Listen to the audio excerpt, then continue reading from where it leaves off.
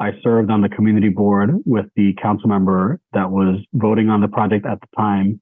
I interned for the borough president that was voting at the project at the time. So there was so many things working in my favor to be able to really help shape what that project would become and to have the trust of the people that were making these decisions. They may not have trusted the city. They may not have trusted, the white guy running the agency or the white woman running the agency, but they trusted me. And I'm very grateful for that opportunity.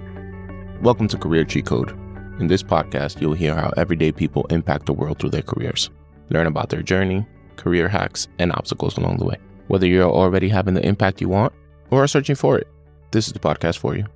On today's episode, we have someone who wanted to work on airplanes and now uses his government and community relations background to advance large real estate projects throughout New York City. Let's start the week with Charlie Samboy. All right, so Charlie. What's going on? Welcome to the show. Thank you for having me.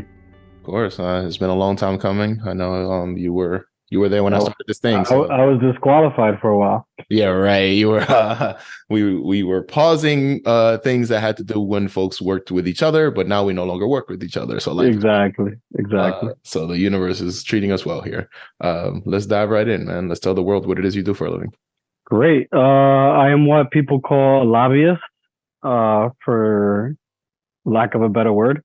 But in practice, it is a consultant of some type that requests different kinds of approvals on behalf of their clients with business before government. Great. Okay. Is that what you always wanted to do? Not really. I wanted to go to law school. I don't know. I had so many careers growing up in my mind. Baseball player, the mandated Dominican aspiration. Absolutely. But for some reason, law sort of comes to mind. I think my mom wanted to be a lawyer growing up, and I sort of took on that ambition. What age are we talking, and where'd you grow up? I grew up in just outside of Hunts Point in the Bronx. I would say the legal field was sort of on the background, but not something in the forefront. But in college, I took some law classes, and it became a little bit more real, or something I wanted to pursue until you get your your LSAT score, and then you realize you're not as smart as you think. That's right. Okay. So did you also go to high school in the Bronx? Is that where you grew up? No, I went to high school in Queens. Okay. Growing up, my favorite movie was Top Gun Part 1. I was supposed to go to St. Raymond's High School, and I think one day I just saw a plane flying, and I was like, you know what, I want to go work on that. And midway through the summer, before going to St. Raymond's, I decided to change my mind. So this is middle school going into high school. You changed your high school trajectory. I was registered. I was on, my dad already, I think, paid the first month's tuition. Wow. And July, August, I was like, you know what?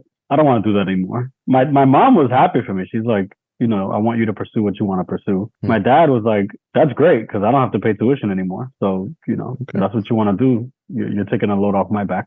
So what was the school, and what did you go there thinking you were going to do? So Aviation High School is one of very few vocational high schools in New York that is specifically licensed to license aircraft maintenance technicians. So I went there. I got out the gate in freshman year. You start taking classes in woodwork, sheet metal, carburetors, all kinds of things that you need to be able to work on airplanes. Wow. So your goal was not necessarily to be a pilot, but to be the person building planes and assembling planes and things of that nature, or fixing them up when things went wrong, things like that. I mean, going into it, I had no idea what I was getting into. I just knew that I was going to be around planes. I think once I was there, I realized, there is a lucrative career to be had as a young person coming out of high school, working in the industry. Many people either go to the military or went into the industry in aviation straight out of high school. Not too many people went to college. As you probably know, on a good day, I'm 5'6", and to be a pilot, at least in the military, for the Air Force, they're looking at people probably 6 feet tall or more. So that was an immediate disqualification for me, thinking about going into piloting. But Tom Cruise is not that tall, man. They lied to us. Yeah, those camera angles are crazy. Got it. Okay. Given that most folks were not going directly to college, aside from the height restriction that you figured in your mind made some sense, any other reason why you felt like, let me try this college thing instead? Stay out of trouble. I mean, I graduated high school in 2004. the airline industry was somewhat still trying to come back from 9/11. My first job was at Liberty Helicopters, which I'm sure you know from your EDC days. But my job was washing the helicopters. I hadn't yet gotten my full licenses. You need two licenses to be an aircraft maintenance technician, and I was still studying to get my second license. So in that interim period after finishing high school and waiting to take the test with the FAA, my job was to wash helicopters. And I would help guys out with different things, but I wasn't really a licensed maintenance technician until probably later that summer. And I just found myself with too much time on my hands. I was working from 10 p.m. till 5 in the morning. And then I'm like, I have the entire day to do anything, sleep, possibly do things that'll get me in trouble. So I figured as a way to diversify my skill set in the event of another recession and to, stay out of trouble, just, let me try the school thing. Okay. So where'd you go to school? I went to BMCC. I started out as a business administration major. Sort of throughout that journey, I don't know, I had this, it was sort of implanted in my mind that you couldn't do good and do well at the same time. And it didn't really sit with me that I would do a job that pays me a lot of money, but I possibly wouldn't be happy and fulfilled in my career. So although I did well in my classes, I always had this thing that was like, go pursue the thing that you really want to do and the thing that makes you or would make you happy. And at that time, for some reason, teaching was something that came to me. I figured I could be off on the summers. New York, at least at that time, was pretty high up on the scale, if I remember well, in terms of school districts that paid teachers relatively well. I'm sure that's changed over the years.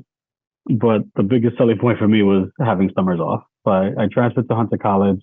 I wanted to do their education track, but their track is just really complicated. You have to transfer at the right time, have the right amount of credits, be in the school for the right amount of time. And by the time I would have met any of the prerequisites, I would have probably lost a year. So I figured I pivoted towards political science, law, and that's sort of how I started at least trying to become a lawyer. That makes sense. Okay. So you're, call it sophomore, junior year, you're taking these law classes, and are you thinking that you're going to come out and become like a criminal lawyer? Are you thinking you're trying to become a entertainment lawyer? Like, I thought I was going to be Obama. I'm like, copy. Obama's president. It's 2009 when I was getting towards graduating. I took some constitutional law classes. I took Obama was the thing that I was trying to emulate, and him as a constitutional lawyer. I took several different classes in constitutional law, but I quickly realized that I didn't want to be a litigator. I wanted to have the skill set of a lawyer, the ability to argue, the ability to see things from different perspectives and come up with sort of an objective point of view towards a problem. Started studying for my LSAT, was not doing too great in some of those practice tests. And at the same time, I started doing an internship at a program called the CUNY Model Senate, which was essentially teaching students both in political science majors and non-political science majors, sort of the ins and outs of what it looks like to be a New York State senator. I did that program. I excelled at it. And, I haven't turned back in terms of my involvement in political science and education. And I've been a facilitator with that program for the last 12 years or so.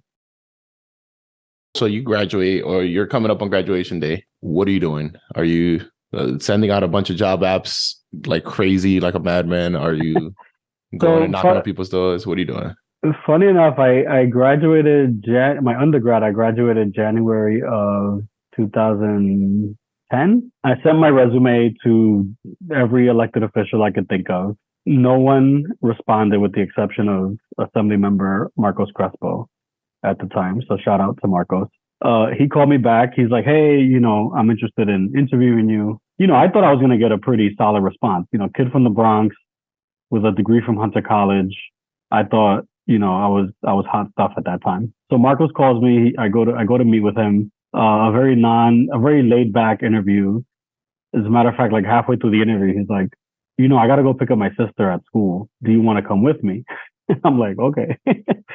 So it's funny. I meet like the whole family. I met his sister. I met his mom. I met his dad. We go back to the office, continue having a conversation about the role that he was looking to fill in. And several weeks later, he calls me back and tells me, I would love to hire you, but I would feel horrible if I did. At the time, I was making pretty decent money in the airline. So all the time that I was going to college, I worked in the industry. I worked at Liberty Helicopters for a little while. Then I went to work for Panasonic Avionics, which does all the in-flight entertainment for many major airlines. Then I worked for JetBlue for about 3 years. And at the time that I finished my degree, I was working at Virgin Atlantic Airways. So I was making for a 22, 23-year-old kid, I was making pretty good money. And it would have been a substantial pay cut to go work in government at that time. So what is pretty good money for that age? I mean, at 19, I was making about 20 something dollars an hour. So you figure a 20-year-old kid cashing in about $50K a year with overtime. This is before minimum wage was $15. So Exactly. Yeah, got it. Okay. So he called you back, did not particularly offer you the job. So what'd you do? I ended up volunteering in his office, doing constituent services. Oh, that's convenient. I'm not going to pay you, but you should come spend some time with me. So I went on weekends or different times that I could when I was off work and off school. I volunteered on his campaign and a few other campaigns in the Bronx. And that's sort of how I started my sort of Mr. Bronx career, just having an involvement with anyone and everyone in the Bronx. 6 months after I graduated, I went back to get my master's in urban affairs, continued learning more about urban politics, urban economic development. At Hunter? At Hunter as well. It was a short program, about 36 credits. I didn't need to take a GMAT, and I had already gone to the school. I knew the professors, I knew the program, so it was a shoo-in. And, the tuition was very affordable when you think about getting an MPA at Columbia or an MPA at NYU, plus, the application process. I just figured going back to Hunter was a no-brainer when you think about the relative ease it would have been for me to get into the program, but also the affordability of the degree itself. Yeah, so towards as I was graduating, I ended up interning for Ruben Diaz Jr. for about an entire summer. And for those that are not in New York City and have no idea who this human is, who is that? Yeah, so so there's multiple different levels of government in New York. You have the mayor, you have the city council, which sort of in practice constitutes the majority of the executive office being the mayor and the legislative office being the city council. But you also have these positions called borough presidents for every borough. There's 5 of them. And their 2 main tasks are allocating money and funding for different programs and initiatives, funding for school construction, housing, parks, etc. And they also have a very large involvement in the real estate and land use process. So one of my professors at Hunter was actually the director of his economic development program, and I ended up interning in his office the summer before I graduated, which was really instrumental in just learning how city government works, understanding how capital budgets are put together, how real estate policy is determined at the borough president level. And a lot of that experience is what I think has put me on the path towards where I eventually ended up, which was the Economic Development Corporation. So for you, it sounds like, yes, you were in aviation, but you had this curiosity about government for a while, right? Because you were volunteering and you were interning in this field, and you went back to get a master's that aligns with all that, right? So like, was there a moment that something clicked in your mind that you like, you know what, I want to try this city government thing? I think it was somewhere. I mean, I think it was definitely at the internship that I did with the CUNY Model Senate, because at the time, I think if you're in school studying political science, they throw so many things at you that have nothing to do with what's happening in the environment around you. You start taking comparative political analysis, and you're like studying the way government works in Europe versus how it works in the United States versus how it works in South America. And like those things for a kid in the Bronx is, thousands and thousands and thousands of miles away. In some cases, quite literally. But you start learning about constitutional law and all these constitutional cases that happened, decades ago, that certainly have an impact on the world of business, education, and a number of other things, which if you've been following the Supreme Court decisions this week, you start seeing how constitutional law is very important to our day-to-day lives. But as a student and someone that's not really immersed in the world, that seems like a foreign concept that only lives in a textbook. And what the CUNY Model Senate program did for me was like really make alive how local government's decisions impacts everyone's life on a day-to-day basis. if I recall correctly, I think the bill that we were arguing when I was a student there was one of the first versions of minimum wage, and thinking about how a senator from Long Island, who I was representing, would be making decisions about minimum wage across New York State. And, the cost of living in Long Island is one thing. The cost of living in New York City is a different reality, which is very different than parts of upstate New York and Western New York. But suffice to say, I think what it really made me realize is that at the local level is where some of the most important decisions about your life are being made. And that's what really made me interested in becoming more immersed in local politics, local government, and being involved in those decisions that have much more, at least at the time, of a real impact on my day-to-day life than what's happening at the Supreme Court or what's happening in the halls of Congress. Absolutely. So you're interning at the borough president's office in the Bronx, and your time comes to an end at the end of the summer, I'm assuming, right? You're still enrolled in school and working? Yeah, so I finished, that was the summer of 2011.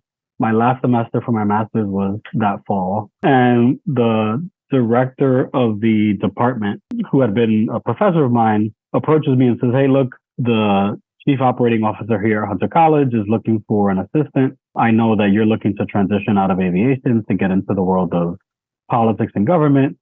He's someone that has spent his entire career working in government, and I think he's someone that you should meet and potentially think about working with." I met the gentleman. We hit it off right away. One of my academic passions during my master's program was the crisis of 1975 in New York City. For some who may not be from New York or don't know what happened in the 70s in New York, New York was essentially, robbing from Peter to pay Paul in terms of how they were managing their finances. They were taking, in some cases, short-term loans to pay for operational expenses that, you should have sufficient revenue to carry the city. So they were taking loans, issuing bonds to get funding to pick up trash, to pay for basic services. And, that caught up with New York. And in New York City in the 70s, a lot of services were cut to be able to keep New York City solvent. And I talked about this during my interview with the gentleman. And he's like, "Hey, did you know that I worked at OMB in the 1970s while this was happening?"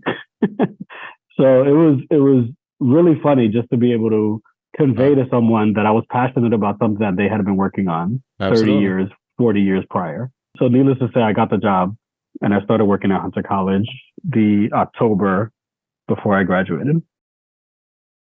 You're at Hunter College. You're this person's assistant. Did you actually gain the knowledge and the intel that you were seeking during your time there? I know that was part of the decision-making factor. Was one, pivot from the industry, and two, learn from this person? I think I learned a lot of the foundational things that eventually put me on the path to go work at EDC. So as his assistant, I was essentially his chief of staff. He had about 7 different divisions that reported up to him, ranging from property management to IT, budget, business services, security, HR, and a few others. And at the time, Hunter College was transitioning its Masters of Fine Arts from 41st Street and 10th Avenue, a very old building.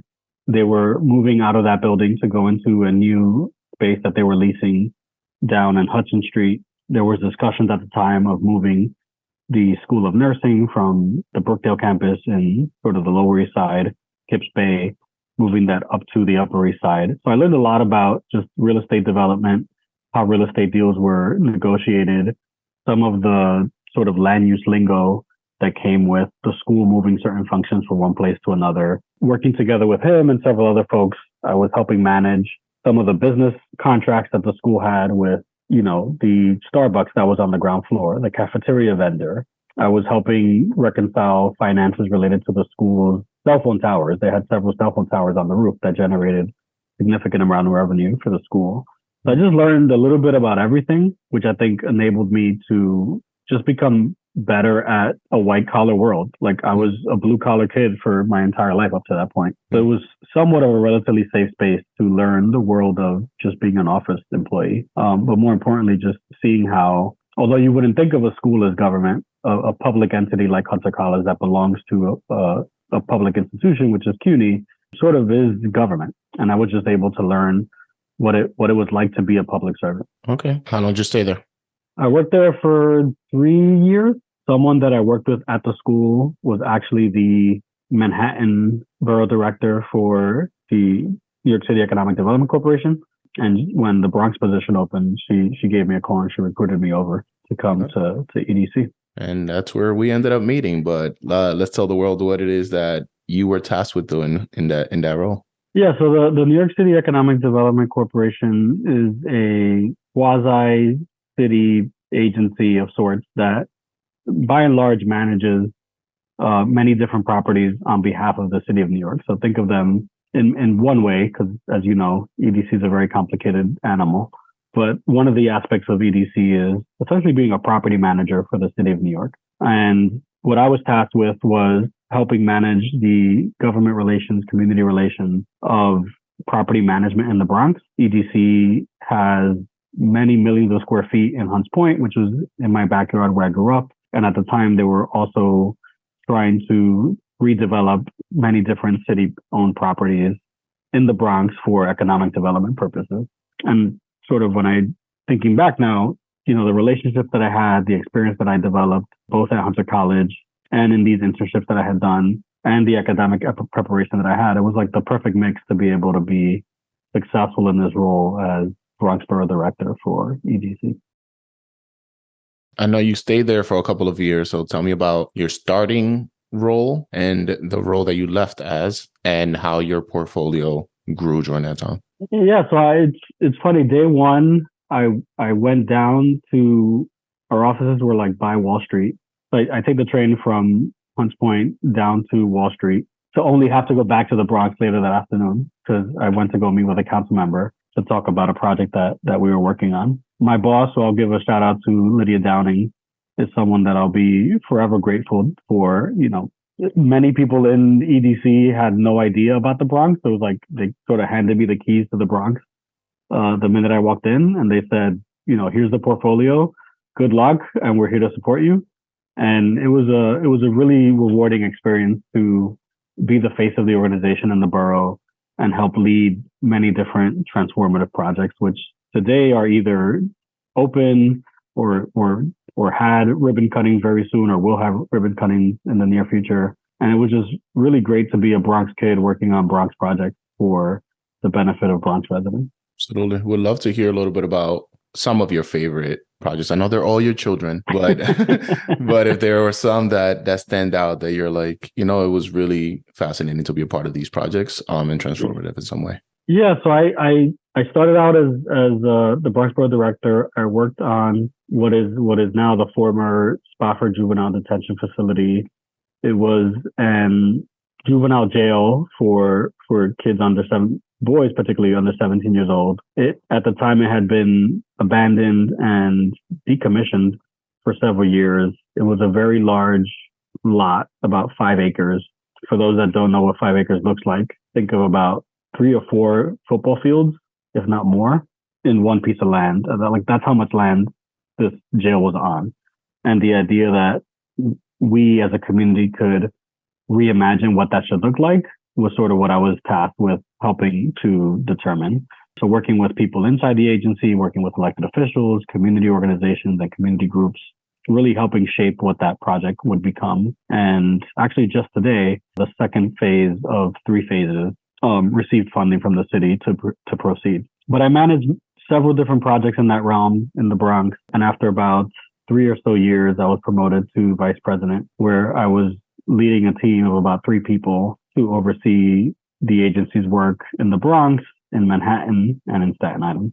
Got it. So for folks that, were not working at EDC with us, I think it's important to note that, part of your job there is certainly to maintain and create those relationships with elected officials, with community members, community leaders, organizations, all of that, and to devise a plan of how you're going to engage with community, right? So the agency comes with, hey, we have this property, we think we can do something, but we can't just go in, or should not just go in, because times have changed as the city, and just build whatever we want. So, I think it's important for folks like yourself in that role to say, these are the voices that should be at the table. This is how we can roll this out in or have a conversation with folks in a meaningful way with enough time to actually influence the projects and to make things happen. I feel like that role is really essential, especially if you have leadership within the organization that actually take that in and listen. Yeah, I was extremely surprised to see how much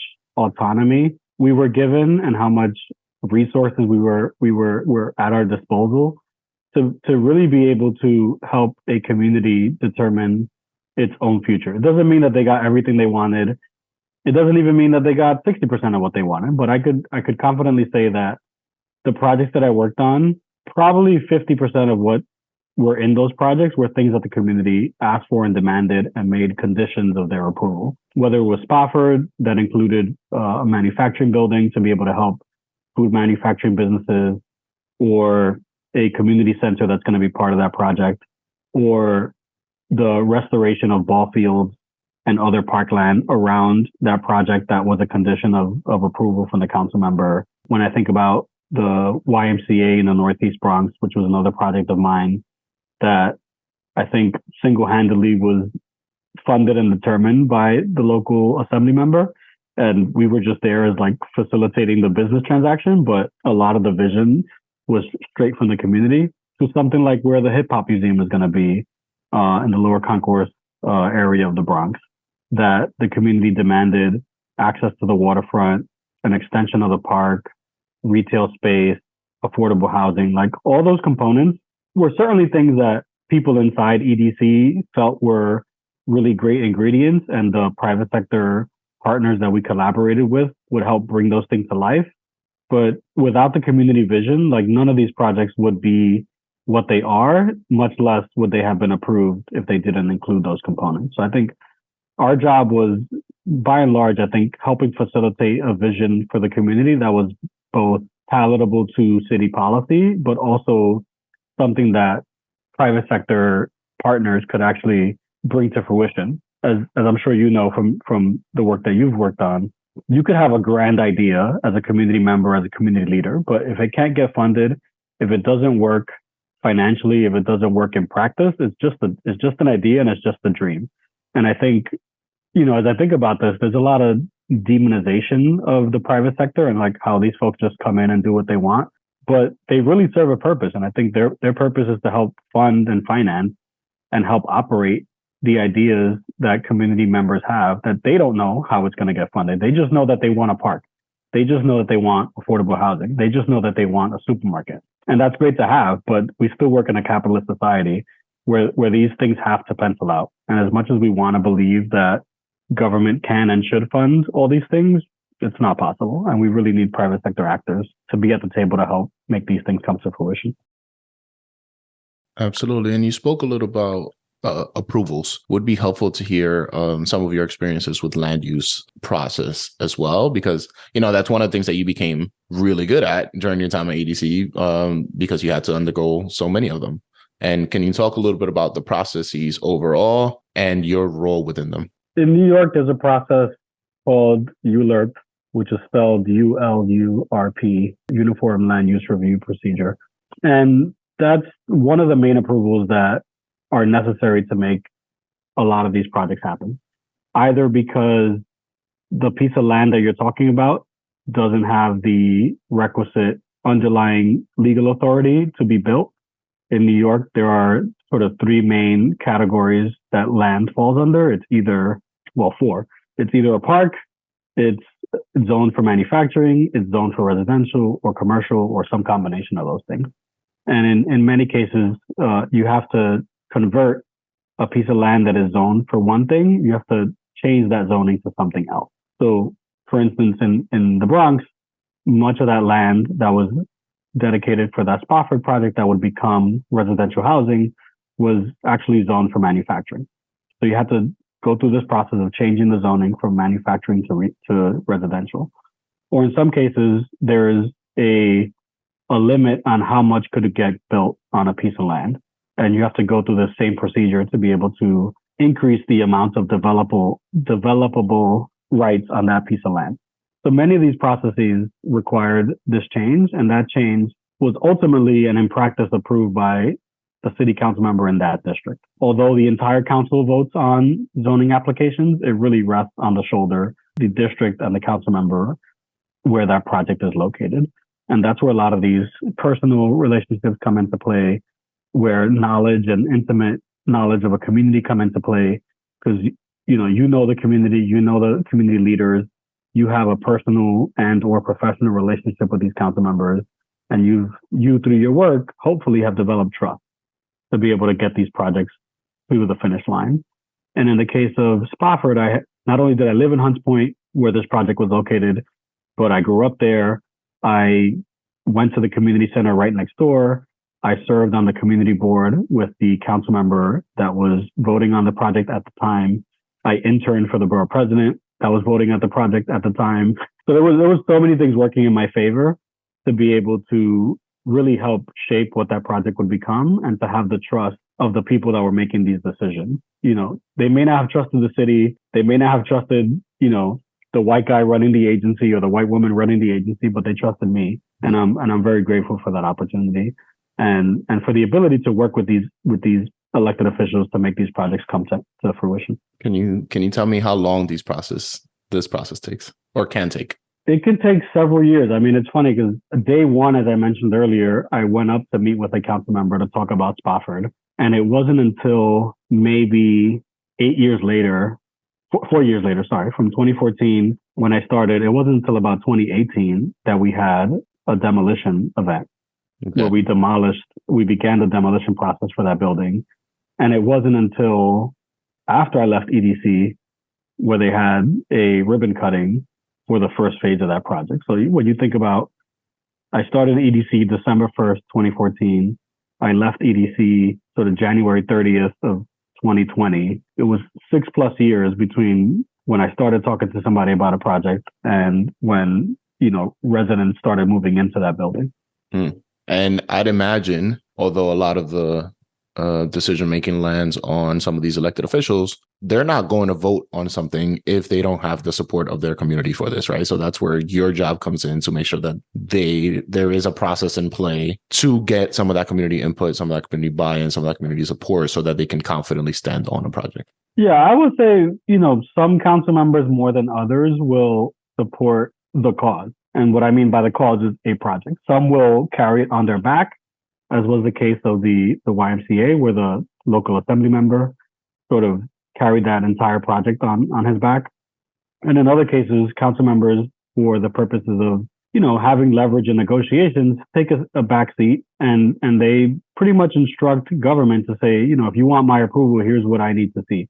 I need to see you conducting community engagement. I need to see you going out there and having town hall meetings, having small meetings, meeting with, here's a list of 10 nonprofits that I need for you to meet with and get their perspective on. Because ultimately, these people have the ear of those council members and they will independently meet with them to tell them what they think the priorities for a particular project should be. And you need to be equally saying the same thing. Like, hey, I met with The Point. I met with Mothers on the Move. I met with, Community Board 2 to understand what their priorities are. And here's what I heard and here's what we're doing about it. And you're helping yourself as a sort of city government employee, and you're helping the council member, because when they ultimately vote on it and it contains the ingredients of what the community has said they wanted, it makes it much more easier for them to vote yes and to not have to justify their vote at the end of the day. Fast forward, you are now a vice president and you're thinking about your next move in your career. What was that next move, and what were some of the thoughts that went into that decision? For many years in EDC, and I'm pretty sure it's true for other people who are in sort of government relations titles at city agencies, you interact with lobbyists and consultants all the time. You're on the receiving end of a request. You're on the receiving end of a desire for them to influence the decision that you're making. They want to make sure that their client's perspective is at the forefront of your mind. They want to make sure that you're considering their client's needs as some of these decisions are being made. And I always had this curiosity of what it would be like to work on that side of the equation, because sort of I had been on the receiving end of being lobbied, and I knew that lobbyists worked on many different projects for many different types of clients. And I was just always interested in what it would be like to dive into the world of consulting and lobbying. And as I was considering my next move, from EDC, I naturally thought that lobbying would be a thing that I would excel at and that I would be good at. I also knew I didn't want to continue being a manager. At the time, I had been managing a team of about 3 people, but I knew that I wanted to go back to being that person at the table negotiating the deal, not necessarily the one behind the scenes coaching the people that are negotiating the deal. So I interviewed with several different companies, and I ended up taking a job offer with the New York Building Congress, which is a 100-plus-year-old business association comprised of many different companies in construction, ranging from real estate property owners to real estate developers to architects and engineers, and sort of everyone that's involved in the development of what you see in New York. And I was there for a year. I learned sort of what it looks like to be a lobbyist, how you operate, how to service clients, because many of our members had business before government and would request our support in advocating for their projects. And it was a great learning ground to learn about the world of lobbying and advocacy from the private sector side. So you went over there, you stayed for a little while, and then your mind kept going back to ultimately still the world of lobbying, right? Like there's something there that felt right to you at the moment that you were like, I want to try this in different capacities or in a capacity. So what did that look like transitioning then from the Building Congress to what you're doing today? Yeah, so the Building Congress was an exciting year. You know, we were celebrating the centennial, the 100th year anniversary of the organization. I mean, this organization was birthed through the 1920s. It saw and its members helped build the Empire State Building and many other different prominent buildings that we now see in New York. At the time when I was thinking about transitioning, you know, Mayor Adams was coming on board. And, you know, many people don't know this, but the mayor has the ability both very directly and somewhat indirectly to hire about 3,000 people, from commissioners to deputy commissioners to first deputy mayors to their chiefs of staff, and sort of the entire operation of the people that work in City Hall and across the street at 253 Broadway are people that the mayor has the ability to hire somewhat directly or indirectly. And while I was thinking about transitioning out of the Building Congress, there were many different opportunities that were becoming available. You know, it was like musical chairs of people in government coming to the private sector, people in the private sector going to government. And I was sort of just like waiting for the opportune time and the opportune moment and the opportune job to show up. Coincidentally, at the time, the person that I was working for at the Building Congress was also being considered for a leading role in the administration. And I just felt like, you know what, I have to make my move before some move is made for me, whether because my boss leaves or my boss's boss leaves, or something else is determined, but I need to shoot my shot. And where I ended up landing now is a company that I've long admired. You know, I actually interviewed for them several years before and didn't get a job that I was seeking. But, you know, all things work out for the good of those who keep the faith. But no, I don't regret some of these jumps and moves that I've made throughout the years. And I feel like all of them have led me to the job that I have now. And I'm very grateful for the opportunities that people, that my bosses and people that I worked with have given me. Absolutely. And I mean, and that's part of owning your career, right? Like your career is ultimately in your hands, right? And just because even if you have a relationship, like now you have relationships at different spaces and networks that you wouldn't have unless you made some moves. And you have relationships that are going to outlive for years, right? And ultimately 20, 30 years from now, you're only responsible to yourself on how the career choices you made played out and how you continue to navigate that. So, you know, I think it's really important to continue to do that. Can you tell me a little bit of detail of what it is you do in terms of if you walk in on a Monday, what does your day, your week look like and what is your title and what are you tasked with? What does your portfolio look like? There's one thing I do want to say before I get to that. I think, you know, one thing that I don't know if it's the way I was brought up or what it was, but I always felt this idea of like, I don't want a handout. I don't want someone to give me something. I don't want to feel like someone has pity for me or I got some position because I knew someone. And granted, you know, I think according to certain studies, like 60-something%, if not higher, jobs are found through your network. And it's somebody that you know or some favor that you called. But I feel like most of the jobs that I've had in the last, which have only been 3 really, in the last few years, you know, EDC was through a connection that I had with someone that I was working at Hunter College that eventually went to EDC and remembered me and called and said, hey, you should apply for this. What that person did behind the scenes, I can't say. But I can confidently say that I feel that I was eminently qualified for that position. And it wasn't like something that someone handed me because someone else said that I should be hired. When I went to the building congress, same thing. It was a job that I interviewed for that someone felt I was overqualified, but they still had me in mind. And they say, hey, you should go talk to Carlo at the building congress. And I met with Carlo. He interviewed me. I'm sure he interviewed many other people. And ultimately, that person, he made a decision to hire me. And when I'm at Cassia now, the consulting firm where I work, I took the initiative to call the executive vice president and let them know that I was very interested in the position. And like many other people, I had to sit with them. I had to interview 3-4 times, submit writing samples. But, I can't really say what happens for other people, but I'm fairly certain, as I'm sure you are, that there are many people that get their jobs through favors, through phone calls, and there's nothing wrong with that. But I've always felt this desire to get jobs on my own merit. And I wouldn't want to get any job I have, whether now or in the future, because one person said I should get hired and the person who's doing the hiring feels an obligation to this other person to hire me. Like, I want a job because I feel that I'm qualified for it. I want a job because I feel that I earned it. And I think it's sort of a balance. You should leverage the network that you have. You should make that phone call to the person that you know that knows the hiring principle, so that they could at least give due consideration to your application and your resume. But I do take umbrage and sort of, I don't know, I have a certain attitude when it comes to people that want to call you knowing that they're like eminently unqualified for a job. And they're like, hey, Radhy, can you call so-and-so and look out for me? And I'm like, dude, you don't even have the basic requirements for this job. Like, It would be completely dishonest of me to call someone else and tell them you should hire Radhy or you should hire anybody because you're my friend and because I know you. And I'm very honest with people when it comes to that. I will give you feedback. I will support you, but I will support you in the right way. I won't make things up.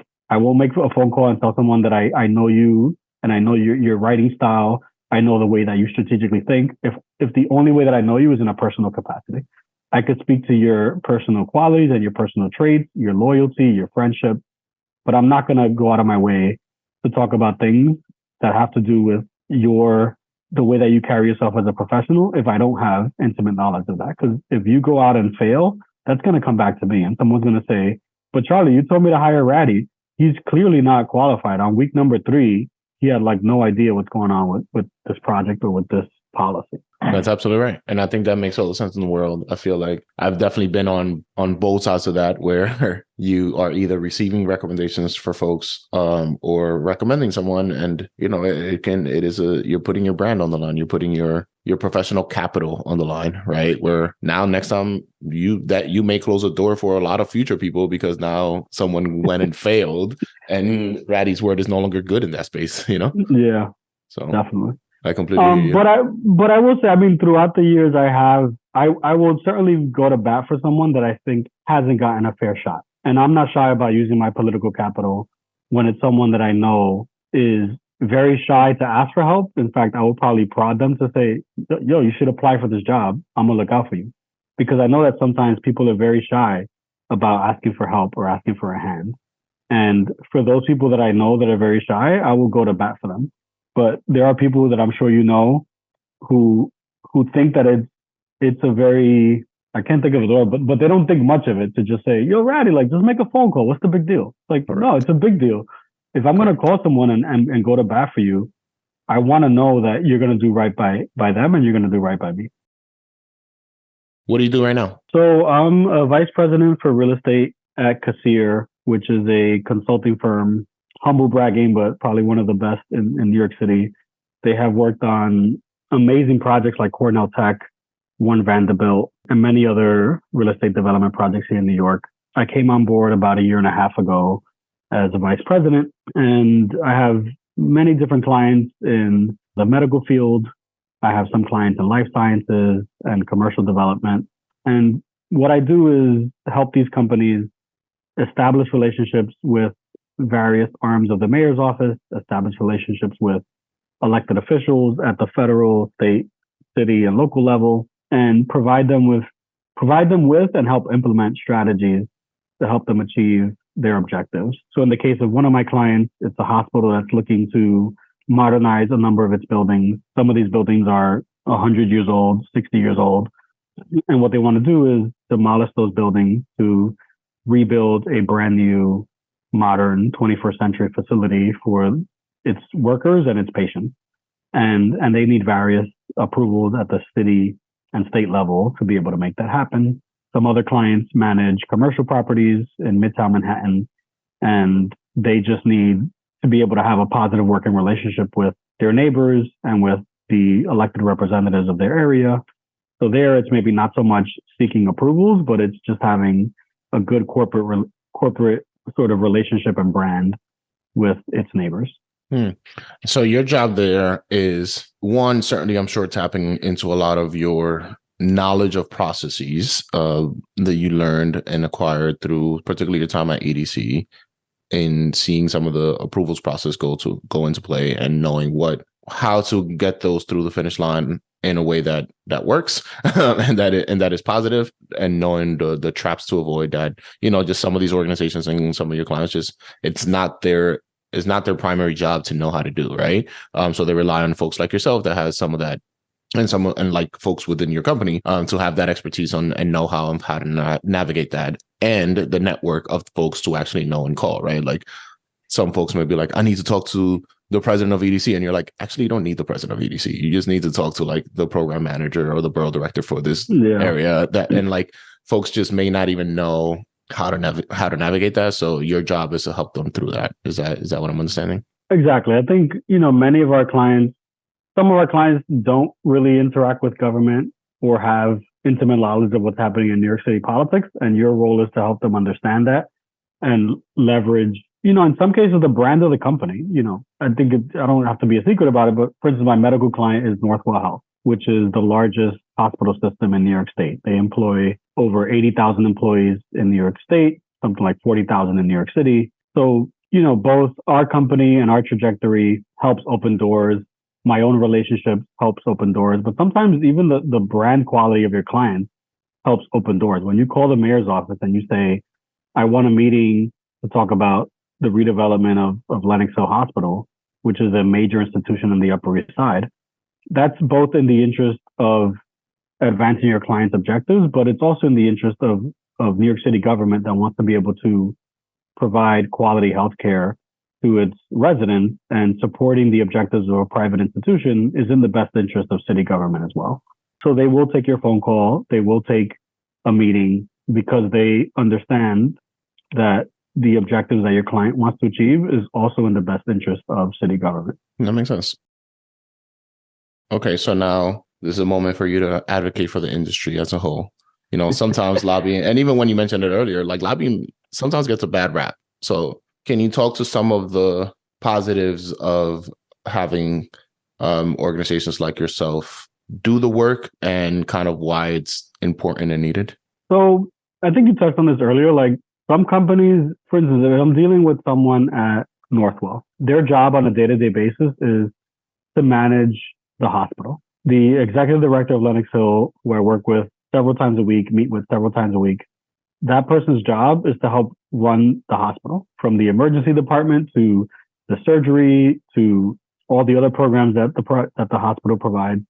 That person's job is not to know what happened in the city council election or what policies are coming out of the mayor's office or anything else. So my job is to really support them in translating city policy and what's happening in the halls of City Hall into how does it affect positively or negatively what's happening to you as a hospital or a commercial real estate developer or a nonprofit homeless shelter provider, et cetera. So, many of the people that we work with, their job is to provide services and programs and run a company. And they hire us to be able to speak to government on their behalf or facilitate conversations with government where they can speak for and advocate for themselves. And I think where lobbyists come in is that we know who to call, when to call, how to speak to them about a project, an initiative, so that they will be able to help you help your client. Because if it's not as accessible as information is these days, whether through LinkedIn or various, the Green Book. There actually used to be a thing called the Green Book, Mm-hmm. where you flip through the pages and find so and so's name with a phone number, and maybe an email if that existed back in the day, to be able to reach them. But you know, the revolving door of government and private sector, names change, people change, people come in and out of government. And when, as a lobbyist, you sort of have a pulse to what's happening in different agencies where you may be a specialist in. And to be able to say, I know who to call to get this problem solved. I know them personally. I've worked with them for the last 5 years, 6 years in different capacities, either because in my case, let's say I worked at EDC for 6 years. A lot of the people that I worked with while I was there are still there.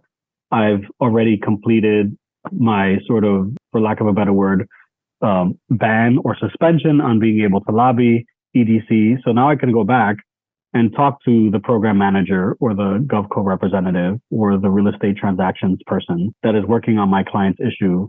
I can talk to them and they will easily pick up my phone call because they know who I am, they know what I'm about, and they know that I'm going to speak to them in ways that helps advance both of our objectives, my client's objectives and the agency's objectives for economic development. That makes sense. Yeah, I know. I know the yellow pages and the white pages. The only Green Book I know is not related to that. It was basically a safe haven for folks to understand where they can go. That was welcoming to them during segregation. But noted.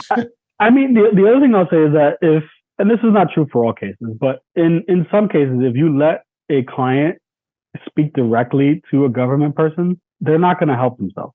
And in some cases, you help a client be able to articulate their concern and their needs much better because you've worked in government already, or because you worked with government for a very long time and you know what the people in government need to hear and know in order to make a decision that is in the best interest of all parties involved. And similarly, some people in government don't want to talk to your client. They'll talk to you and they'll tell you what their concerns are, and they'll spell out everything that needs to happen for a project to be approved. And they'll keep it real with you. They'll tell you things that they won't tell your client out of respect. And now it's your job to go back to your client and translate all that you've learned to be able to help them be successful. So in a lot of cases, you're the middle person between two people that ultimately want what's in the best interest of the city of New York, what's in the best interest of the residents of the city of New York, the economy of New York. And even though you may not see eye to eye, you're sort of an arbiter to help these two people come to a conclusion that is in the best interest of all parties involved. Like, not everybody gets what they want, but you act sort of as a referee between these two entities to help achieve the outcomes. Okay. You mentioned earlier the importance of doing good and doing well. One, I'd like to hear if you feel like you found that balance. And two, I think it's important for people to know and have a sense of how much money they can make in different industries. So it would be helpful if you can share at least a range of how much money someone in your type of role can make at this point in your career. It ranges from whether you're working for a nonprofit in-house as a lobbyist, because not all lobbyists are working for third-party consultants. You may be an in-house government relations person, but you have to be registered as a lobbyist because you are, in essence, lobbying government. So it could range from someone working in a nonprofit as a government relations consultant or government relations representative to someone working at a prominent real estate development company managing government relations for, a very Fortune 500 publicly traded real estate development company. But I would say on the whole, it's a wide range, but I would say it ranges from at 100,000 to just shy of 100,000 to somewhere in the 250, sometimes $300,000. I would say the upper end of that range comes with 15 to 20 years of experience. The lower end of that range comes with 5 to 10 years of experience. That's helpful given a lot of the qualifiers that you mentioned, but certainly a lucrative career that one can join. Any programs or professional development programs that you have found helpful in your career that folks should also know about? Yeah, I'll put a shameless plug for. So I didn't talk about this, but I think it's important to note throughout the last 12 years, I've been involved in various types of nonprofits and programs and initiatives. I mentioned the CUNY Model Senate program. I did it as a student in 2009.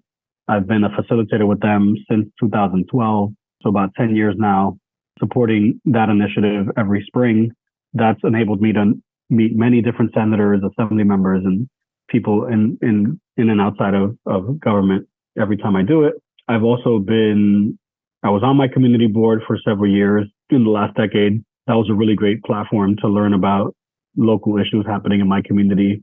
I've also been a mentor with America Needs You, which is a nonprofit that provides personal and professional development support for first generation college students. All of them start in CUNY, either at a 2-year school or a 4-year school, and eventually either graduate from a CUNY school or end up transitioning to a different university.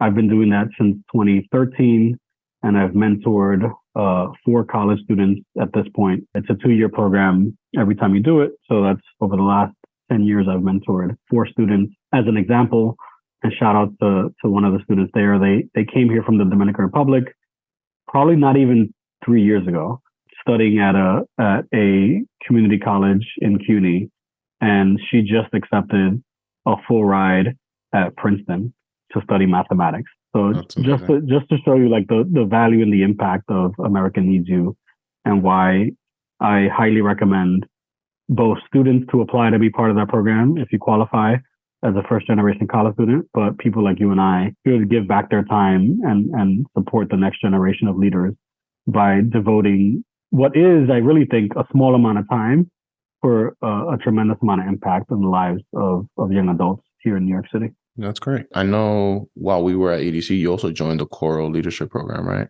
Yeah, so I was very fortunate enough to do the Choral Leadership New York program in 2019, 2020.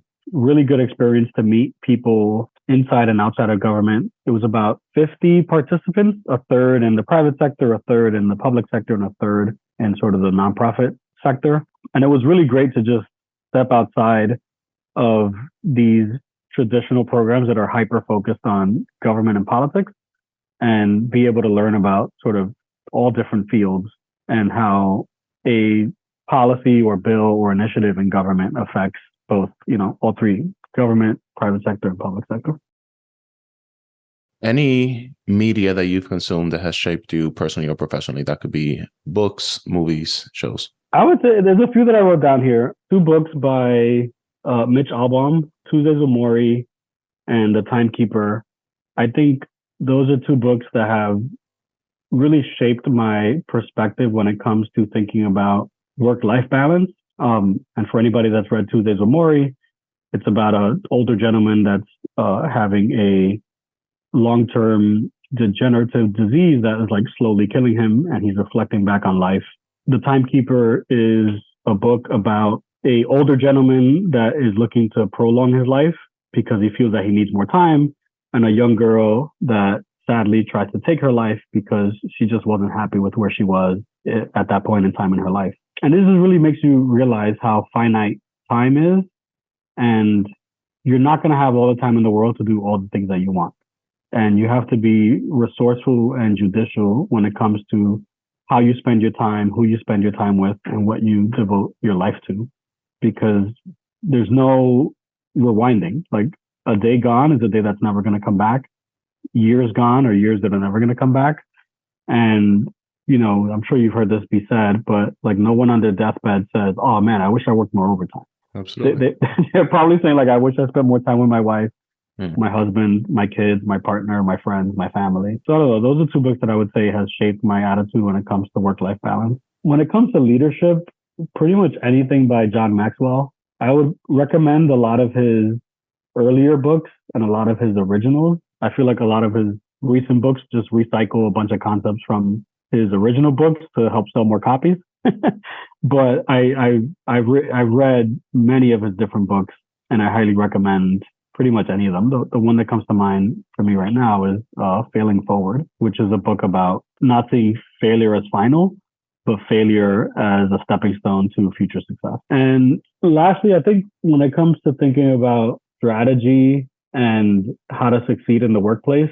The 48 Laws of Power by Robert Greene is a book that is really impactful in just thinking about the world through the lens of power dynamics, how people are using power dynamics on you, and how you can play defense and how you can leverage some of these attitudes and perspectives to play offense when it comes to leadership and strategy. Is there anything else that we haven't discussed that the world should know about Charlie? I would say I'm a man of faith. I practice faith regularly. I attend church regularly. Faith is an important part of my life. And, I don't think I would be where I am if not for having faith, keeping faith, and surrounding myself with people that have a positive attitude and try to do right in this world. Okay. Charlie, thanks for joining us. Thank you.